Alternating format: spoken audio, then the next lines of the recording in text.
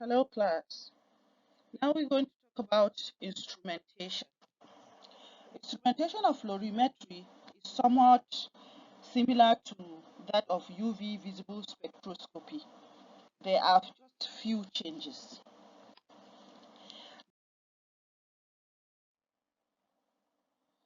The first point of fluorimetry is the light source, in which fluorescent light is absorbed by our sample. After absorbing the light at the ground state, the molecules that are present in the sample will go to the excited state. And while coming back to the ground state, it will emit certain amount of energy. That light, that that is the light which the detector is the which is detected by our detector. Now the light source will emit the light in the form of the UV range or visible radiation, in the form of UV or visible radiation. This light will then pass through the primary filter. Now, the primary filter will absorb the visible radiation and emit only UV radiation because the sample will absorb UV radiations only. So it is necessary to remove the visible radiations that are emitted from the light source. Also, this system is consisting of a condensing lens, as we can see in the diagram. It's consisting of the condensing lens. The condensing lens will collect the radiation source. They will collect the radiation coming from the light source to the primary filter. After this, the radiations that are coming from the primary filter, which are the UV radiations, will go to the sample holder.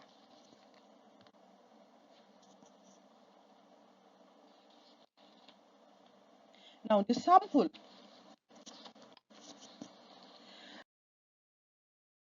will carry out the absorption of the radiations. Whatever light that is falling on the surface of the sample, only some amount of light is being absorbed by the molecule, and some are transmitted. The detector is placed at a 90 degree, at an angle of 90 degree of the sample, because if this transmitted light is measured by the detector, it will lead to a faulty.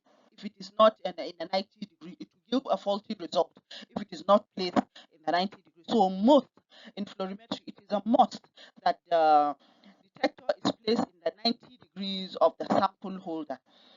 After the radiation are absorbed by the molecule go to the excited state. On coming back from the excited state to the ground state, it will emit energy or light, and this light is in the range of visible radiation. After this, the radiation will go to the secondary filter. The role of secondary filter is that they will absorb UV radiations, because as we know, fluorescence is the radiation that are emitted in the range of visible region. These radiations are then emitted in the detector. The photomultiplier tube are used in fluorescence because they are more accurate and are sensitive.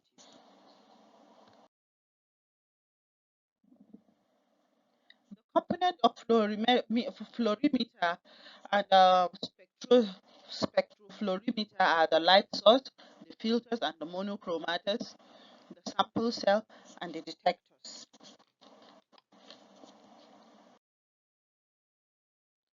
Source of light. So we have different types of sources of light. We can have there's the mercury arc lamp, the xenon arc lamp, the tungsten lamp, and the tunable dye laser. The mercury arc lamp,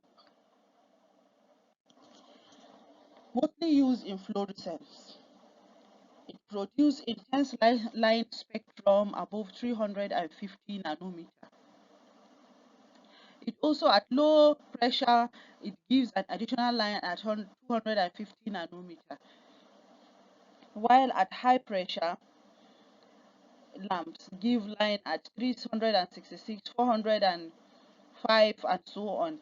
That is whatever the spectrum that is obtained by using this mercury lamp, it is in the range of UV radiations as well as visible radiation. It gives both UV and visible spectra. It can be used at high pressure as well as low pressure.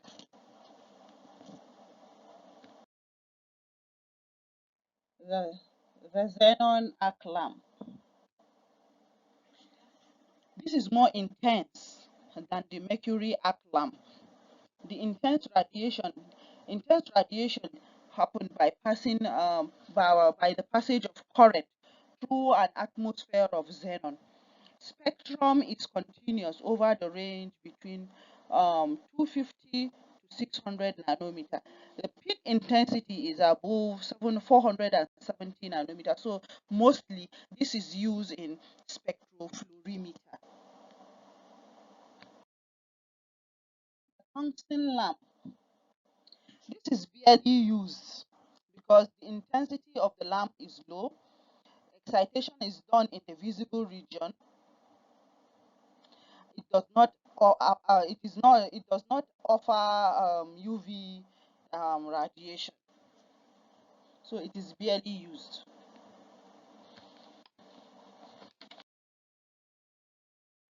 The tunable dye lasers. These emit radiation in the range of 360 to 650 nanometer.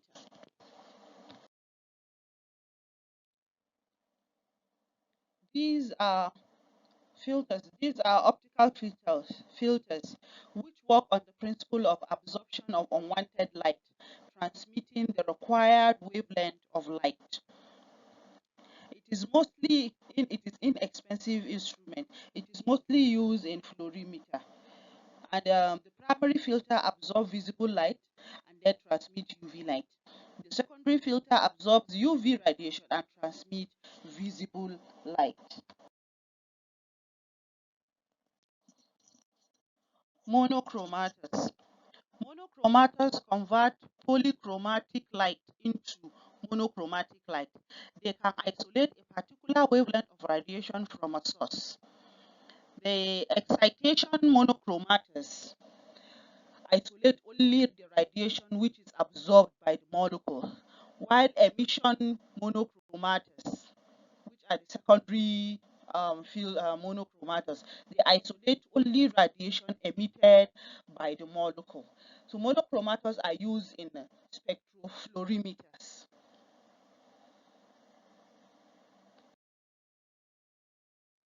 Sample cells are used to hold sample solutions. Since majority of fluorescent AC are carried out in solution, they are made of silica, that is quartz or glass. The part length is usually 10 millimeter or 1 centimeter. All the surface of the sample holder are polished in fluorimetry. The cuvettes that are used in the UV spectrometer are not used in the fluorimeter because polishing of the particular surface is necessary.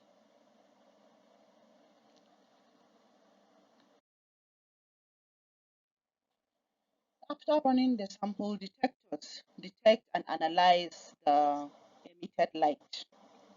There we have different types of detectors. There is barrier layer cell or the photovoltaic cell, phototube, photomultiplier tube, which is more best and accurate.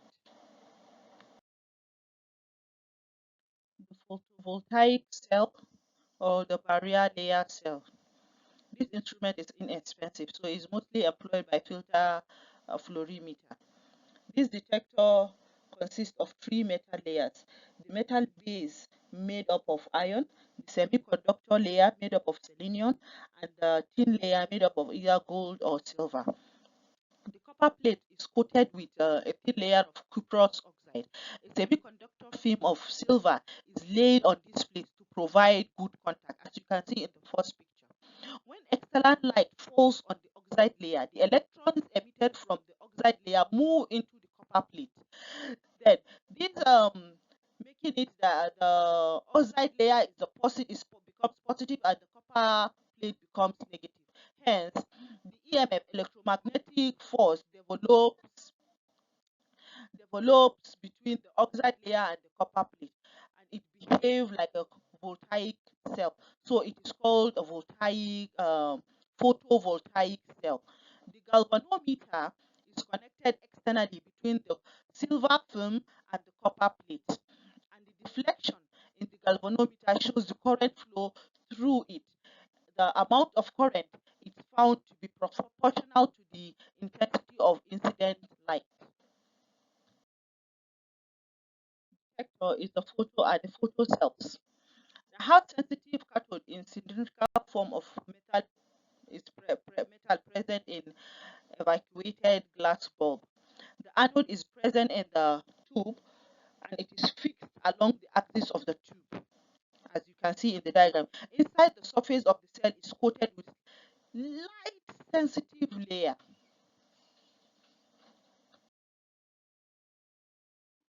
There's a photo multiplier tube. This machine is very sensitive. This detector is very sensitive. So it is very sensitive and it is due to its ability to measure very weak intensity of light, even 200 times weaker than that of the photovoltaic rock. So it's mostly useful in the fluorescence measurement. So the photomultiplier to the PMT should be shielded from stray light in order to have accurate results. It is a combination of photodiode and electron multiplying amplifier. Now, the principle employed in this detector is that multiplication of photoelectrons by secondary emission of electrons. This is achieved by using a photocathode and a series of anode, meaning diodes. Up to 10 diodes are used. Each diode is maintained at 75 to 100 volts, higher than the preceding one. At each stage, the electron emission is multiplied by a factor of 4 to 5 due to secondary emission of electrons, and hence an overall factor of 10 to the power of 6 is achieved. Um, it consists of one photocathode and 8 to 10 diodes in the evacuated tube. When the radiations fall on the surface of the cathode, electrons are emitted. Emitted electrons are attracted towards the diode and they emit more number of electrons. As in the diagram, this is the diagram of the photo multiplier tube. The explanation combined with this diagram, you understand it better. These are the most common types of fluorimeter. There is a single beam fluorimeter, double beam fluorimeter, and a spectrofluorimeter. The single beam fluorimeter, it contains tungsten lamp as a source of light and has an optical system consisting of primary filter. The emitted radiation is measured at 900 by using a secondary filter and detector. Primary filter absorbs visible radiation and transmits UV radiation, which excites the molecule present in the sample cell. Now, we always put the sample at an angle of 90 degrees. So, if it is used at 180, as in colorimetry, secondary filter has to be highly efficient. Otherwise, both the unabsorbed UV radiation and fluorescent radiation will be produced. The detector response will give a false result.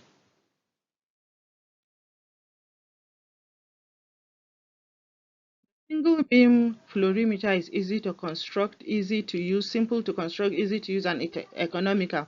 But the disadvantage is you can't use both sample solution and the reference solution at the same time. You have to run the sample solution first before you put the reference solution, before you then put the sample solution. You can't use it to scan.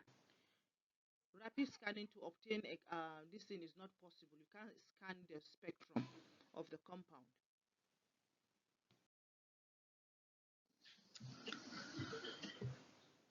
The double beam fluorimeter. This is similar to the single beam fluorimeter, except that the two incident beams from the single light source pass through the primary filter separately and fall on the another reference solution.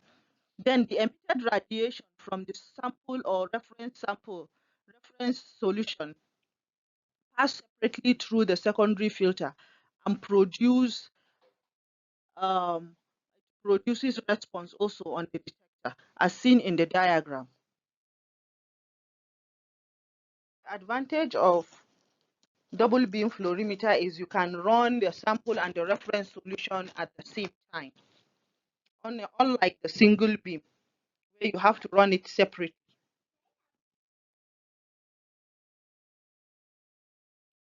In spectrofluorimeter, the primary filter in the double beam is replaced by excitation monochromatous, and the secondary filter is replaced by emission monochromatous, and the incident beam is split into sample and reference beam by using the beam filter, as you can see in the diagram.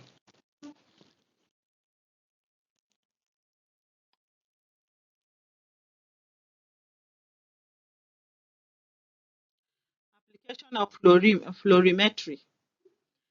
This can be used, fluorimeter can be used in the determination of inorganic substance.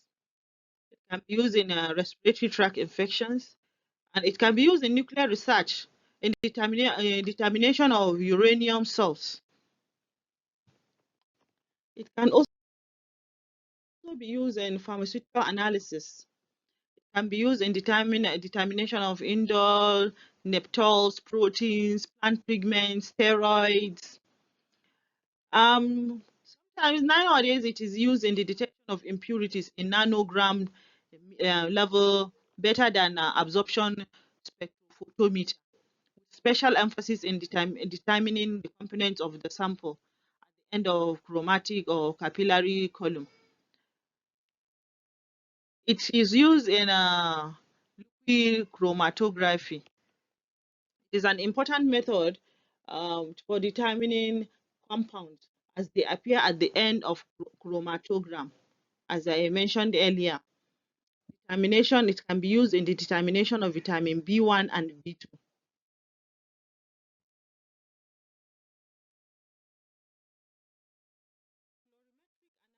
It's a very sensitive analytical technique. It is mostly used in quantitative analysis, but is not as useful in the qualitative analysis. I hope you understand the instrumentation of fluorimetric method.